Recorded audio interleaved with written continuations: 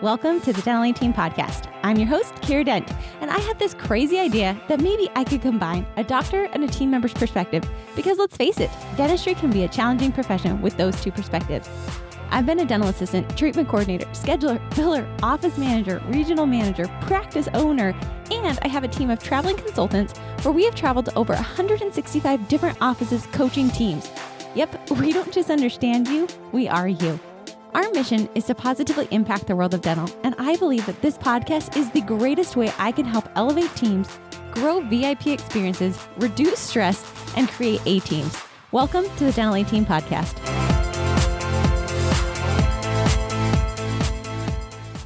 Hello, Dental Team listeners. This is Kiera, and you guys, I'm super jazzed because you guys may have already heard her, but I don't feel like I've been able to intro the one and only Tina Boyer. She's one of our traveling consultants, one of my dearest friends. She's only been with Dental Team for a little while. She's a freaking guru when it comes to dentistry, but her and I have known each other for a long time, and she may or may not choose to share why we've known each other for so long. But Tina, welcome to the show today. One of my faves. How you doing? Hey, good. How about you? I'm doing super well, thanks. It's super fun to have you. This is the first time we podcasted together, so how you feeling? I'm good. And that was a great intro. I love it. How we've You're known welcome. each other for so long. They'll have to come back for a few episodes before they get to know that. Tina's not willing to give away the farm right now, guys, so you'll have to come back. But Tina is awesome, guys. If you have not gotten the opportunity to work with her, she has raving fans across the board. So her practices love her.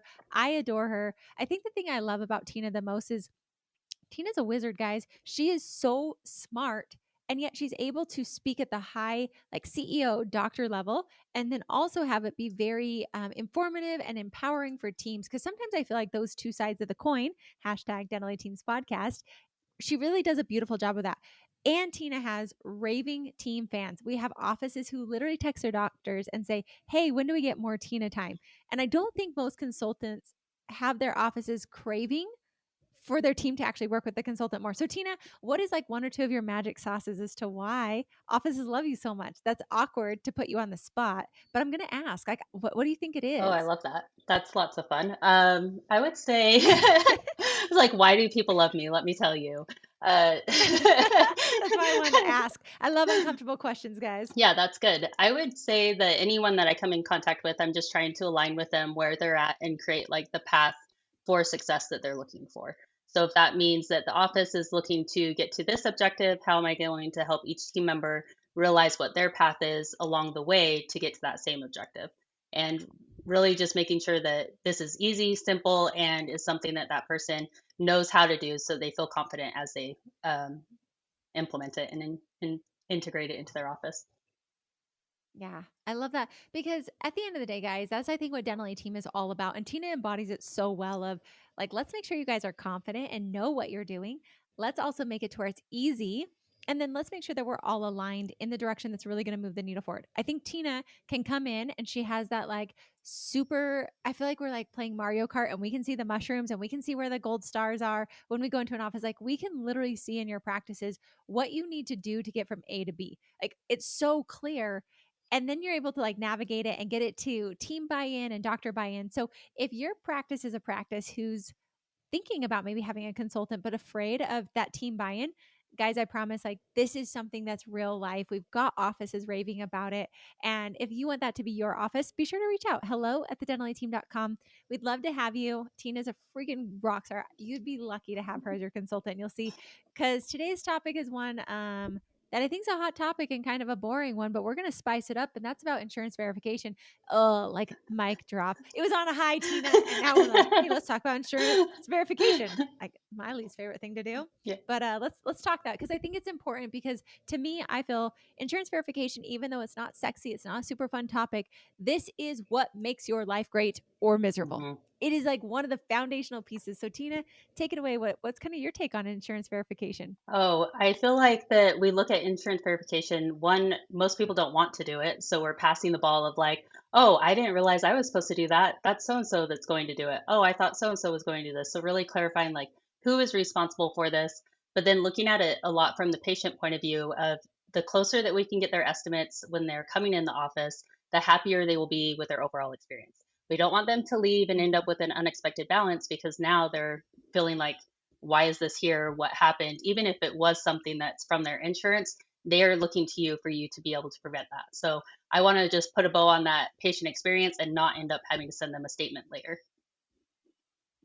And again, that's why Tina's teams love her because, as you just heard, insurance verification is for the patient experience. And that's really what it is. Yes, we can say all day long it's for the practice, but like none of us want to have that patient fall off because we didn't verify their insurance correctly. We gave them a misquote. Like I know as a TC, I hated Hmm. misquoting how much. Like I can work my way out of it, and I know Tina can too, Hmm. and I'm real good with word ninjing.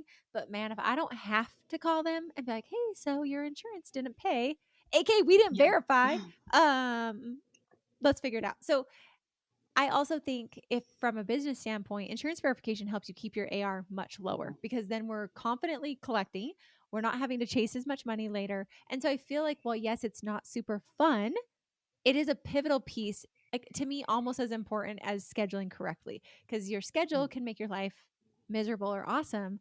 And same thing with insurance verification. So Tina, if an office is wanting to check themselves to see how their insurance verification is, or they're like, hey, we've never done it but we're going to buckle down and we're actually going to get it done, what is like step one of insurance verification? Like I want insurance verification for dummies, like imagine that book flipping right now. Like we're going to Okay. take you guys through this. So I Tina, love this. take us through This step is good. one. How does this work out? Okay. It is. So I think one of the important pieces is just recognizing insurance benefits are tied to the group number or to that employer. So if I have called and I have received full benefits for this employer within the last year, I don't need to do that for that same group number, that same employer again, because those same benefits are going to apply to anyone in my office that I'm seeing that has that same group number. So that's a big time So, Tina, saver. what you're saying is I don't have to actually verify every single patient in my office? So you don't have to do a full breakdown of benefits. I like what you're doing here, Correct. though. Yeah. Correct. No, it's so You're like, because hey. I can already hear, like, I hope you guys heard that. And that's why I wanted to highlight that is because Tina just saved you guys hours of time because offices usually think with insurance verification, I have to call every single patient and otherwise I'm not doing it. Where no, it's every group number. And if you really will identify those two, it will save you thousands of hours of time. So I just wanted to like put that out there that like, no, you don't have to get a full breakdown for every patient if you already have that group number. You've got to get every group number full breakdown every year, but not every patient. And I hope that that's a differentiator you guys understand. And if not, be sure to reach out so we can help you with that. But I love how Tina came in with a sinker, guys. Step one is let's save you hours of time. Cause I agree. Like, yes, you're right. A full breakdown, everything on there per group number, not like every patient needs it, but it's by group number. Yep. And so most of the time when you're talking to doctors, they know which employers they get the most patients from. So they're like, oh, that's easy. I'm getting 30% patients from this same insurance, same employer. Oh, that's great because now you really only need to be calling on that full breakdown once. And then as far as when patients are coming in, we're just checking to make sure that they are eligible for benefits, that they have current benefits. And that needs to be done, I say, once every 90 days. So usually you can come in for your preventative appointment, we can get treatment done, and I usually don't have to check again to see if you're eligible for benefits because there hasn't been a reason for you to just jump off of that eligibility.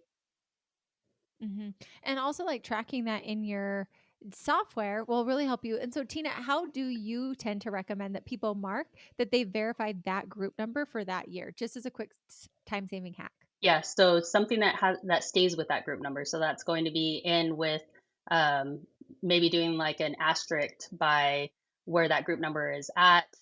Maybe there's an asterisk by the employer's name, so that way you recognize like, okay, in 2023, I used an asterisk. They have an asterisk. I know it's been done. In 2024, maybe I hmm go to an explanation point, and now I know it's been done for 2024. For sure. And even guys, you can do asterisk 2023 Hmm. or just 23 exclamation point. But like the point is have that on there so you can see it. And then what's great is then next year when you're verifying, you just go through the same process, but that will absolutely save you a ton of time. So Tina, my next question is because I hear this all the time and I see it in offices. People are picking up that phone and calling. Do you call for every insurance breakdown? No. I like Tina couldn't even let me get the words out. I'm like, please don't. Only if I have to, right? And then on those days, I expect like some treats. You're coming in with some ice cream for me, some chocolate, something. I mean, like, let's get us through this. So what I'm hmm doing is you can change your appointment book view so that you can view patients by their insurance plan. And I'm just grouping together, okay, all of these patients have Delta Dental. And I'm going to look on Delta Dental's website for their provider, see if I can get all the information there. If I can't, I'm going to try and get a fax back by calling the insurance and requesting they fax me back the benefits. Or if I do have to call a representative and actually get the breakdowns, I'm going to do as many patients at a time as I can. So I just got Delta on the phone. I'm going to breeze through the first patient, the second patient. I might get to the third or fourth, and they're going to say, "Hey, you reached your cap for how many we can do this with." And I usually will try and butter them up, let them know, "Hey, we're having real fun today. I think that this has been a lot of fun. How about we do one more?" And sometimes I can get them to keep going from there. So, Are you guys sick of trying to figure it out on your own? I know I am. When I'm trying to run a business, sometimes I just think like there's got to be a better way to do this. And so for me, my answer has been to find someone who's done it and does it really, really, really well. Like I'm talking the best of the best of the best. I want someone who's been in my shoes, somebody who understands what I'm going through. When I was looking for the consulting business, I found a coach who literally has run a consulting business. Well, that seems like the perfect fit. So, you guys, right now we have a few spaces open in our platinum consulting. That is in the consulting where we actually come to your practice. We help you get systems implemented. We don't just tell you what systems to implement, we actually implement them with you and for you. You guys, it is one of the best investments I've ever made is to hire a coach who understands the business I'm in, who's lived it, who's done it. And that's what we in the Dentally team do. We literally physically fly to you.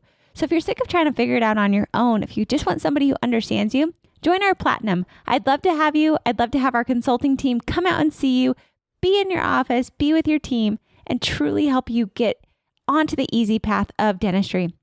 It doesn't have to be hard. So join us in the platinum. We'd love to have you.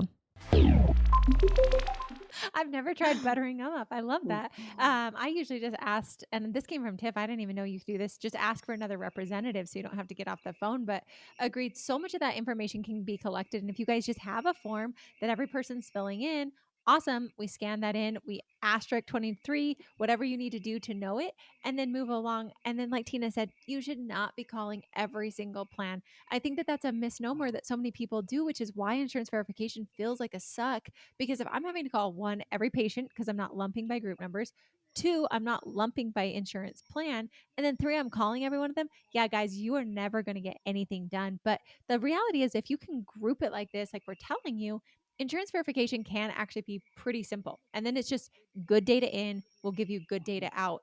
And so I can hear Tina, and I'm sure you can hear some offices really will say to you, like, but Tina, I just don't have enough time. So if you're an office that feels like you don't have enough time, is this something that could be outsourced? Is it not something you recommend outsourcing? Like, what's kind of your take on this whole outsourcing world yeah, for insurance yeah, verification? this is definitely something that can be outsourced. I will usually just ask a few more questions, make sure that the protocol that we're currently following is one that, goes over the fact that I'm not calling on every single patient every time. I'm calling on the group number once. If they are following an efficient protocol and they still want to outsource it, then there are great reasons to do that. And there is a good benefit. Your human capital, your team members, like their time is valuable to you. So it's always weighing what's most valuable. Is it something that they're doing for me in office? Or is it spending that time calling insurance? If it's not doing those insurance verifications and you could be utilizing their time better in office, then yeah, outsource it. Hmm.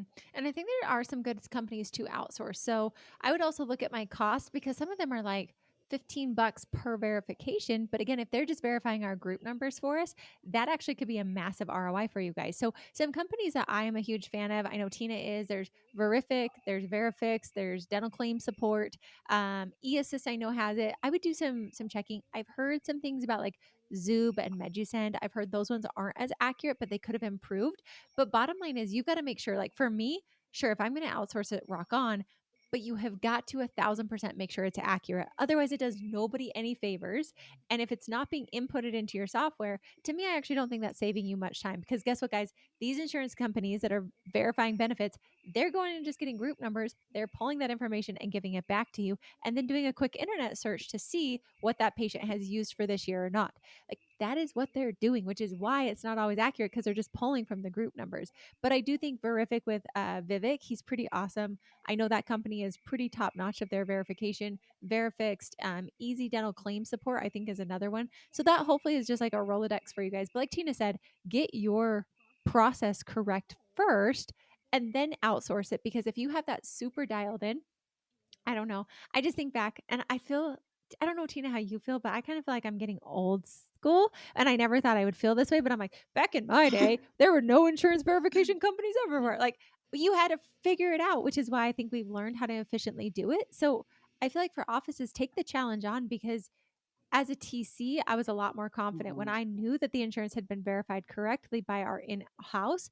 But again, if you don't have a lot of manpower, you've lost team members. This is surely something, delegate it out, outsource it. That way it can be there. Tina, any other thoughts you've got on insurance verification, or how to make it easier for practices? I think that those are all the main points as far as making it easier for practices. Sometimes it's just recognizing what's happening when we aren't doing it correctly and how that's impacting the patient experience, but also we are now paying for it on the backside because now when we're going to collect for it later, that's also time that that team member is taking. So I'd rather put that time, if I'm going to put it somewhere, then we're going to put that at the front and get the insurance verification done correctly, make it so the patient has a good experience, and then get those estimates accurate.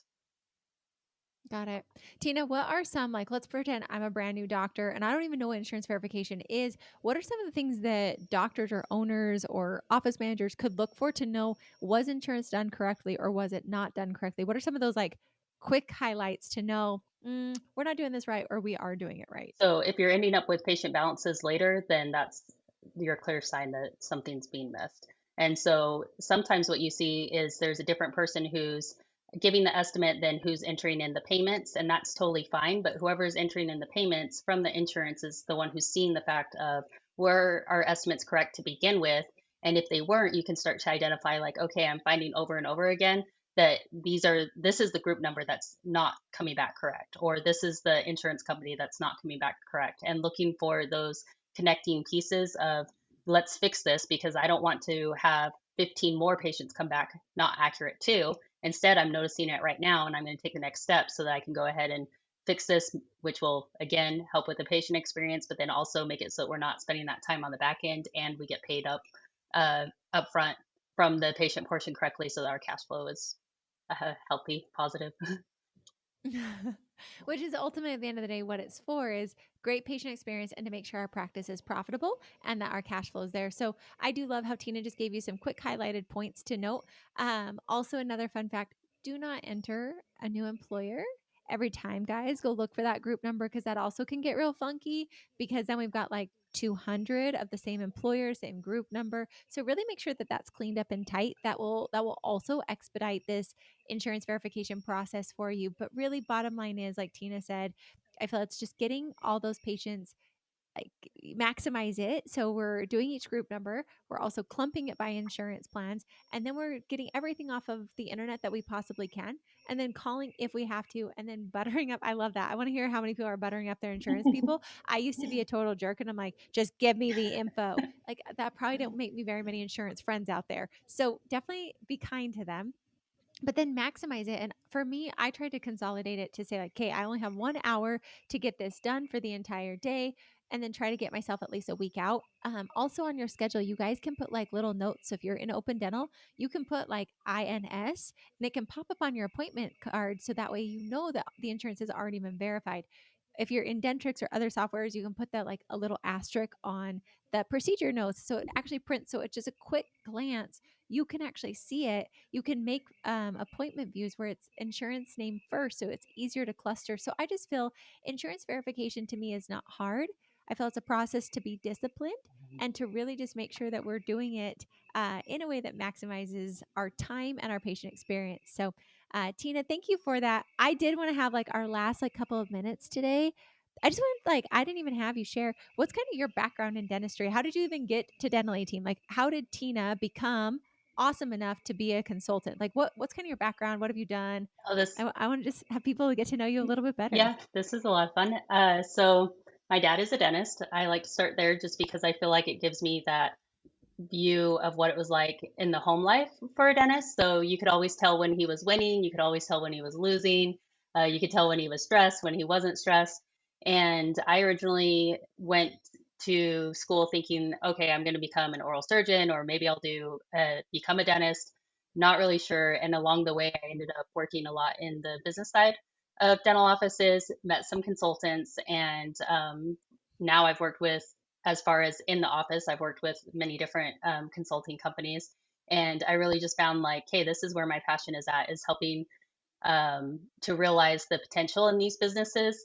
And I would see, most dentists, they want to provide that care for the patient. And that's why they became a dentist. It wasn't so that they could deal with insurances. It wasn't so that they could do team morale. It wasn't so that they had all these other pieces that they had to do. They just wanted to provide a service to patients. And so, what can we do now to open up that opportunity for them and give them energy so that they have that to take to the patient? So I was like, okay, consulting's for me.